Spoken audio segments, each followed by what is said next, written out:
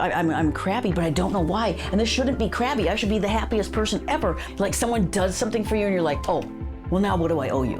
And it's so hard to wrap your brain around like the enormity of that. But you were I wasn't even putting that label on. But you were I was upset. Or it's like, I'm gonna get so smart that you won't have to worry about me. You can go worry about other people, God, I won't need you anymore. And it's like, now am I good enough? Now am I good enough? Maybe your own prideful shame. It was like, instead I was angry at Jesus. It was sort of like why would you do this? Like he was, like, what a stupid thing to do. Yeah, how foolish.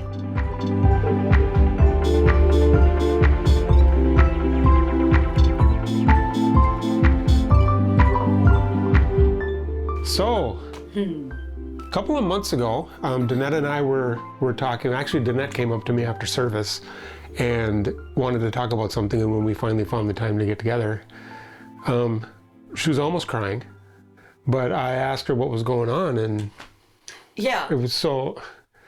So I found Mike after the service, and I was kind of, I'm like, okay, I just need someone to talk to, and I think I needed, it's like, usually the first thing I would do is I would go to the women in my life. And I was like, okay, I just needed like a logical male to go, whoa.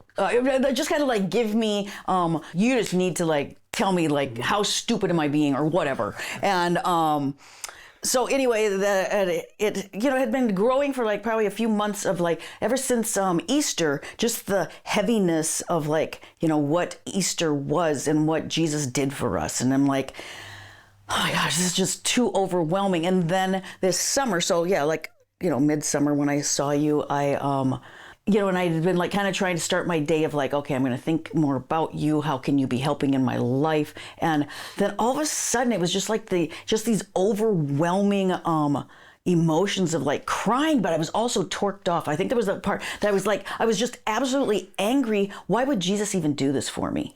Because it's so unfathomable in my brain. Why would he do what? Why would he like lay down his life for someone like me? Like someone who is so screwed up and continues to have sin. This was like, I don't know what to do, and so I need your help.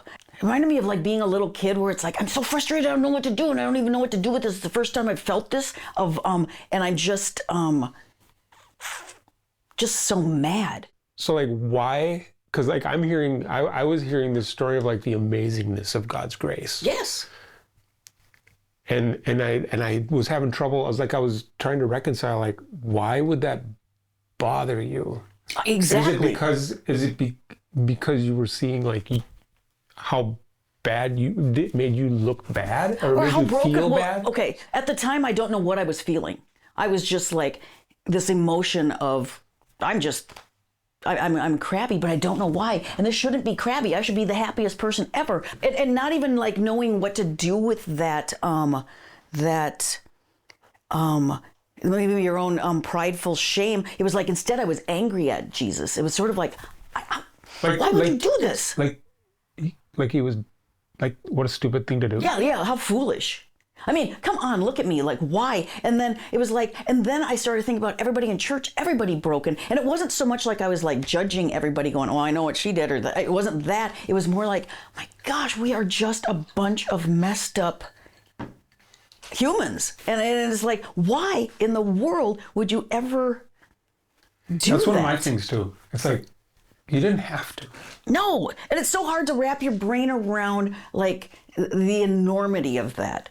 No, I thought like you were seeing like you were realizing the grace of God, and you didn't know what to do with it yet. And maybe so. And but you were I wasn't even putting that label on. But you were upset. Yeah. And that was odd to me. But anyways.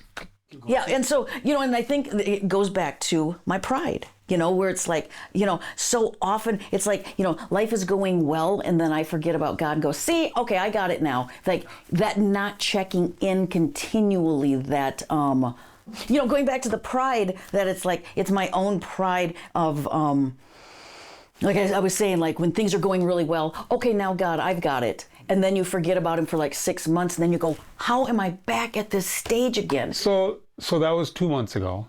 Like, where's that now?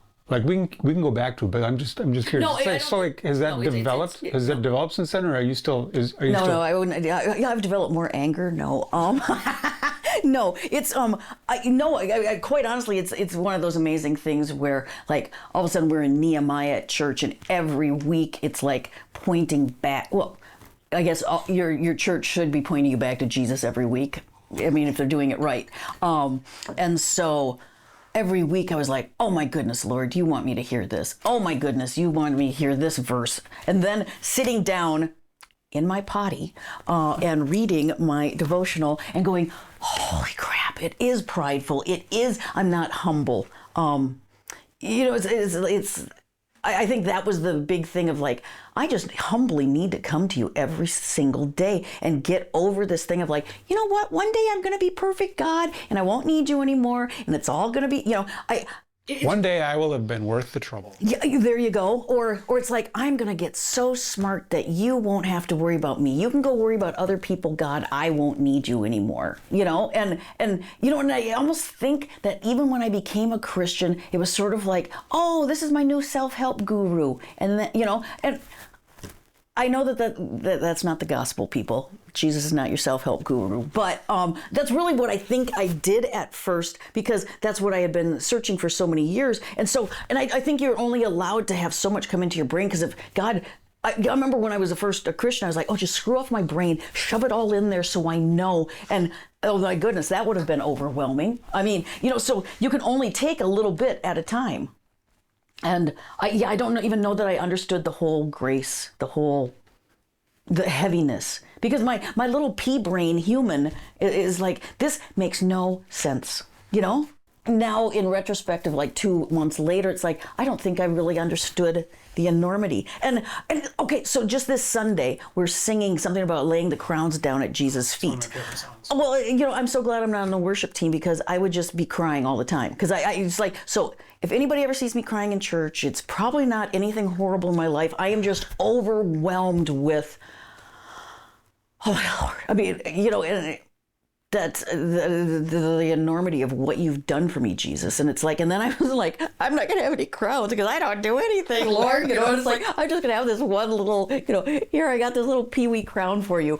And I don't really care about that. But it was just that, it was like, let's just say I have 1 or 20 crowns or whatever, that doesn't matter. But it's like, none of it is going to, those are all just small pittance, nothing for what you've done.